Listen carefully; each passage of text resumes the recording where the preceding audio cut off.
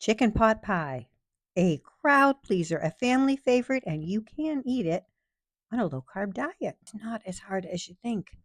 I start with making the top crust. It's just a one crust pie. You see me, I'm throwing in there 1 cup of almond flour. And here's the trickiest part. I'm going to next pinch in 3 tablespoons of butter. Now, I do leave a stick of butter on my counter in a covered dish for what I want spreadable butter, but this butter has to be chilled. You need to pull a stick of butter from your fridge, and I take it's here, the measurement is 3 tablespoons. I take those 3 tablespoons and give myself a head start. I cut them into, I think it's 12 little pieces. It doesn't really matter, but I cut them into little chunks before I throw them into the almond flour and then I pinch it in. Now, could I just melt the butter and stir it in?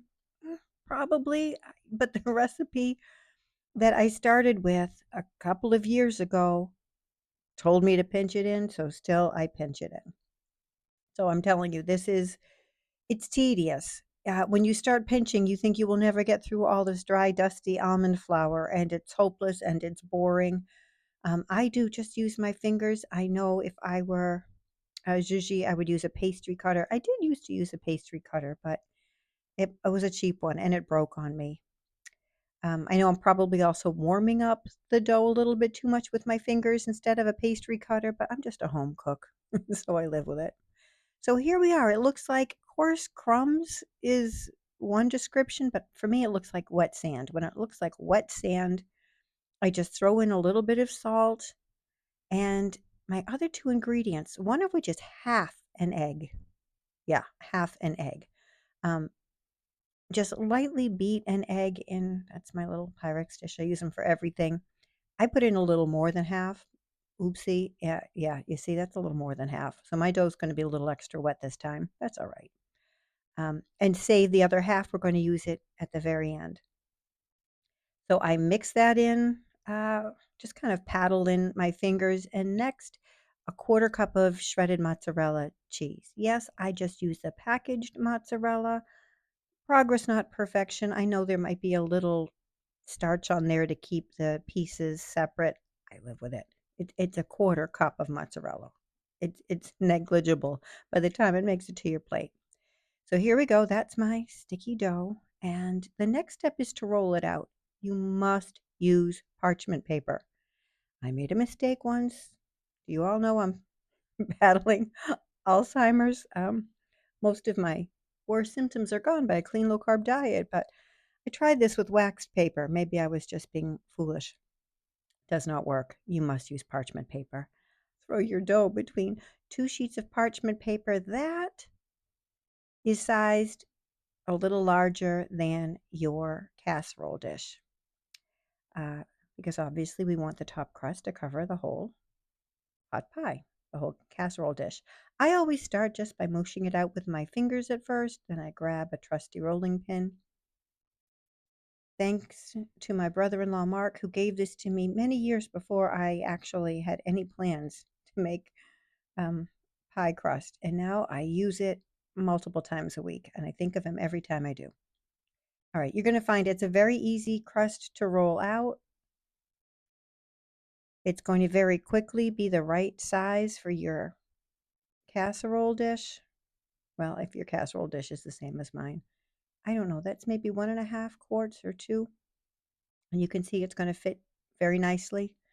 I'm going to have some extra. You want some hanging over the sides. Now, this has to chill. It is a bear to work with, so you need to put it in the fridge. If you don't do that, you'll never get the crust off the parchment. Next, chop up your vegetables. I use broccoli. I do put a little carrot in there and about half an onion. Um, Use whatever low carb vegetables you like and saute them in butter and avocado oil or olive oil until soft.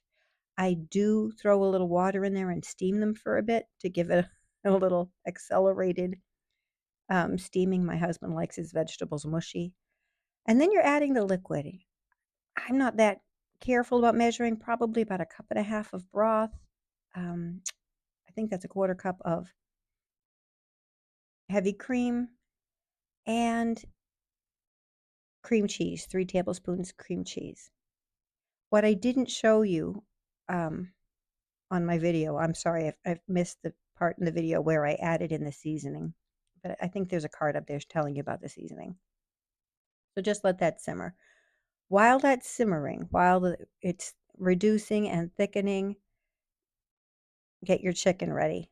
My shortcut is buying the rotisserie chicken already broken down from the store. I still go through it, add a little love by touching every piece because I don't want any noses to go in there. You know what I mean? Any little cartilage bits. Now you can just take your vegetables and dump them in, and I do sometimes, but I don't know. This day I must have been feeling weak, so I scooped in my vegetables and stirred them in, and then poured the extra liquid on top. If you find that your vegetables and chicken are looking a little dry, just toss in a little extra broth or cream or water or something, but it should look just about like that. All right, now here's my pie crust. Full confession, I think this is a crust from a pie a different time, but it's all the same. Take the top off carefully, plop it over, and then carefully peel off the parchment paper. It might stick a little bit, it might rip a little bit. There is no elasticity in an almond flour crust. I think it's the gluten that gives it that give, and we don't have any gluten in there.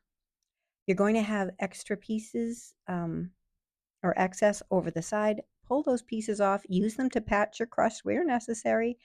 You're seeing me toss these to the side. What I'm doing is just throwing them right back on top of one of those pieces of parchment paper. I will not waste those. I add some salt over the top, and I'm going to cook them right along with my pie. They'll come out sooner, of course. They'll be done in about 10 or 15 minutes, and I'll nibble on those while I'm waiting for the rest of the pie to cook. Here's what we're doing with the rest of that egg. We're just putting a wash on the top, baking for about 40-45 minutes. It is so good.